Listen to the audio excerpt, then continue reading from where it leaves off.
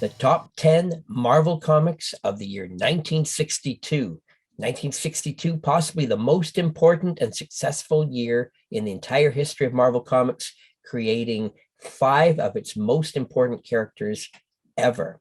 And we're going to be looking at them all in today's countdown, starting off with the 10th most valuable Marvel comic of the year, Tales to Astonish, number 35. It ranks 10th of the year and 20th the entire decade of the 1960s. It was the 12th Silver Age superhero comic put out by Marvel since starting with Fantastic Four #1 a year earlier. This issue features the second appearance of Ant-Man and his first appearance in costume. And this title would officially become a ongoing superhero genre title with this issue. It has the origin of Ant-Man, and we have Jack Kirby covers here and Steve Ditko and Don Heck interior art. On the CGC census, you can see demand has really been growing in the last decade. 811 copies graded by CGC, only 1 copy grading 9.6 or higher. Heritage Auctions has sold 193 copies in the last 2 decades. At this time, comics were 12 cents. Using the Overstreet annual price guide, we can look at the growth year by year in price of every condition. And here we have a huge 22-year run. And you can see in that lengthy time, it's gone 3.5 times up in lowest grades. And in high grades, it's really taken off. It's gone up 9 times its value. And even just in the last 5 years alone, it's been pretty strong. It's gone up $4,000 in high grade. This is now a $13,000 book. On the census, we have a 9.6 and a 9.4. Number 9 of the year is Incredible Hulk, number 2. This, of course, is the second appearance of the Incredible Hulk. It's the 8th Marvel Silver Age hero comic ever published. And this series would only run 6 issues, so this is one of the rare issues of the short-lived series. It ranks 9th of the year and 16th of the decade. It has over 1,000 copies graded by CGC. There are 2 9.6s or higher. Heritage has now sold over 200 copies. Another gray background cover on this 12-cent comic. We've got the Toadman in this issue. Again, huge growth in this book over the years. It's more than tripled in lower grades in the last 2 decades. And in high grades, it's really gone crazy. It's up about 8 times. And in the last 5 years alone, again, the book has gone up $4,500 in highest grades raw. On the census, there are 2 9.6s and 4 9.4s. Number 8 is Fantastic Four, number 3. This, of course, is the 3rd appearance of the Fantastic Four, and this is Marvel Silver Age hero comic number 4. It's the first appearance of their costumes, and they established their headquarters in this issue, which also gives us the introduction of the Fantasticar. And it's the first appearance of Miracle Man. We have Jack Kirby cover and art. Print run estimated at 125,000 copies on this book. 8th of the year and 14th of the decade. On the CGC census, it's now past 1,000 copies mark. There are 2 9.6s or higher. Heritage has sold 287 copies of this book. And again, looking at a huge lengthy period here, you can see Fantastic Four really was stalling about a decade ago, but it's really started to pick up. Overall, the book has almost tripled in lower grades in this past 2 decades. High grades, it's gone up about 6 times. On the census, we have a 9.8, a 9.6, and 2 9.4s. Number 7 is Fantastic Four, number 4. This is the 5th Silver Age superhero comic from Marvel. It's the first Silver Age appearance of the Submariner, who first appeared in the Golden Age way back in 1939. Jack Kirby art on this issue. And of course, it's the 4th appearance of the Fantastic Four. And it ranks 7th of the year and 13th of the decade. There's lots of demand for this book in recent years. Now 1,257 copies graded, 6 9.6s or higher. Heritage has sold 290. This has got a solid yellow background cover, making this a tough one.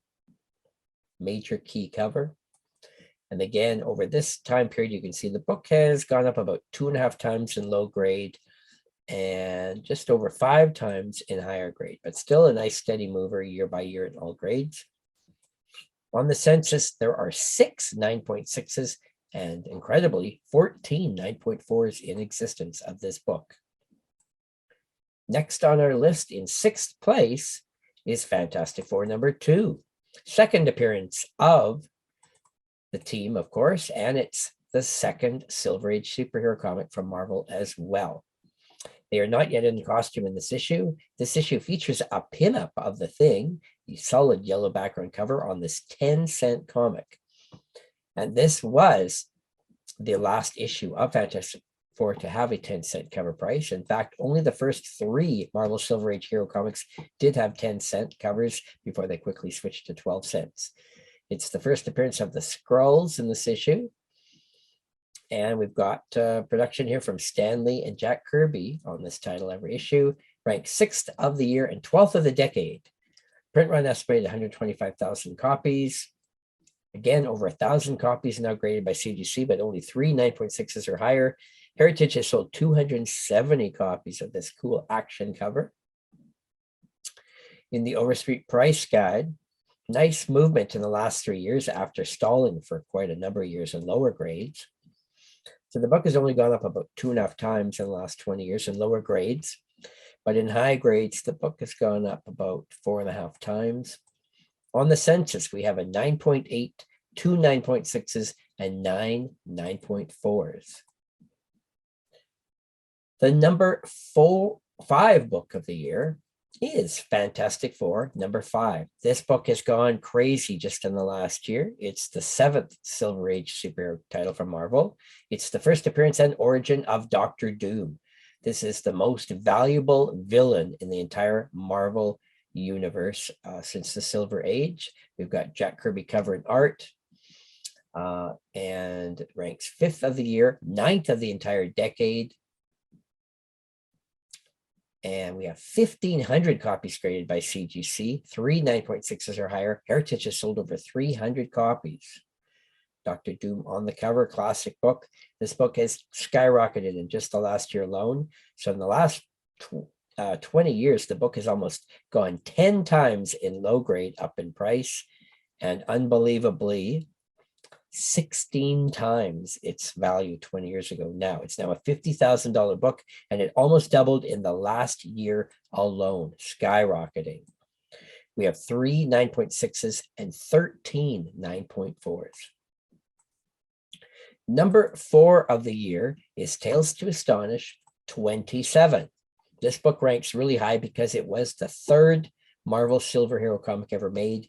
No demand or hype yet for the Marvel universe, so print run very low and very few copies saved. It's the first appearance of Ant-Man, Henry Pym. 10-cent cover price on this book. It's 4th of the year and 8th of the entire decade. Print run estimated at 139,000 copies, proving how rare it is. Even though it has a high price tag, there's still only 854 copies graded, which is way less than the books we've seen so far. There are 12 grading 9.0 or higher. Heritage has sold only 193 of this book. 10-cent cover price. And in the guide over the last 22 years, you can see the book has gone up about 4.5 times in lowest grade, still moving nice and steady. And in high grades, this is where it's really impressive. It's gone up about 17 times its value, up from $3,000 to $54,000 currently in the Overstreet Price Guide. On the census, there's also no super high grade copies. The best is 2 copies grading 9.4, and there is a 9.2. #3 of the year, we're getting into major iconic books of this decade. Journey into Mystery 83. It's the 10th Marvel Silver Age superhero comic. It's the first appearance of Thor. And again, we've got Jack Kirby cover art, ranks 3rd of the year, and even more impressive, 4th of the entire decade. Print run estimated at 132,000 copies. Lots of demand for this major key. 1,500 copies graded, but only 1 9.6 or higher. Heritage has sold 343 of these. Again, a solid grayish background. In the Overstreet Price Guide, I'm showing growth here right from the very first price guide. You can see way back in 1970, the very first price guide, a low-grade copy was worth $6. And even 30 years later, it was still only $300. But look at the growth now. It's now a $2,000 book in lowest grades, still moving nice and steady. This book has not stalled at all in the last 12 years. It's been consistently moving up. In the very first Overstreet price guide, a mint copy was $10. And look at the growth it's had, now making it a $95,000 book.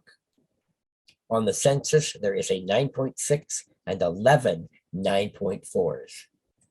The number 2 most valuable comic of 1962 is Incredible Hulk #1. What a massively important book this is. Ranked super high in value because it's been proven, being such an early Marvel Silver Age hero book, ranking 6th, that very few copies, again, saved of this one. Very tough to find. First of the 6 issues of this short-lived series. Print run estimated 125,000 copies. It ranks number 2 of the year and number 2 of the decade. And even more impressive, number 2 of the last 70 years of any Marvel comic published. On the census, proving its rarity, even with a high price tag, there still is only 1,300 copies graded. There are no 9.6s or higher. Heritage has sold 324 copies. Iconic cover for sure, Bruce Banner. In the Overstreet price guide, you can see the growth in the last 20 years. It's gone up 10 times its price in lowest grades. And whoppingly, look at this, unbelievable. It's gone up 25 times its price in 9.2 copies in the last 20 years. It's unstoppable. This is a $310,000 book. It hasn't stalled at all, except in lower grades. It stalled in 2009, 12 years ago. On the census, we have a 9.4 and 6 9.2s, bringing us to the #1 comic of not only 1962, but of the entire 1960s, and again, of the last 75 years of every Marvel comic published. It is Amazing Fantasy 15. It's the 9th Marvel Silver Age superhero comic ever made. First appearance and origin of Spider-Man and Peter Parker, Flash Thompson, and the Chameleon. Jack Kirby cover art. This was, interestingly enough, the last issue of Amazing Fantasy was canceled with this issue, but Stan Lee was able to get Spider-Man on the cover in this classic cover featuring Marvel's most popular superhero ever. Print run estimated 125,000 copies. Again, just showing you that every copy out there has been being graded because it's such a valuable and iconic book. There's 2,250 copies graded by CGC, but only 4 9.6s or higher. And Heritage has sold an amazing 662 copies of this book. Using the Overstreet price guide, we see in the very first price guide in low grade, this was a $12 book. And like how it's skyrocketing, it's almost $10,000 now in lowest grades. And that record's been broken on eBay all the time. In high grades, it was $16 for a mint copy in 1970. And now it is a $450,000 comic. This is the book to own if you are a Marvel collector. There are 4 9.6s and 6 9.4s. And you may know already of a sale of a 9.6 that sold for over, was it $3 million, showing you the demand to have the highest graded copy of the most iconic Marvel comic ever. Now we're going to compare these top 10 books looking at the CGC census and just see what's going on with the rarity and popularity and just what copies are surfacing in the super high grades. Of course, Amazing Fantasy 15 being so valuable, a lot of copies have been brought out and got graded. And then, of course, Hulk #1 follows that with 1312. But we also got over 1,500 copies of Fantastic Four 5 and over 1,500 of Journey into Mystery 83. On the low end, the true rare books on this list are Tales to Astonish 27 and 35. There's just not as many copies out there. On the high end, what did we find? We actually, Fantastic Four 2 and 3 actually have a 9.8 copy, which is very impressive. All the other books on the list have at least a 9.6. except for Hulk #1 doesn't, and Tales to Astonish 27 doesn't. So there you go. A most amazing year for Marvel Comics, the year 1962. This series we continue it every week. Please subscribe to this channel to see more episodes. Thanks for watching.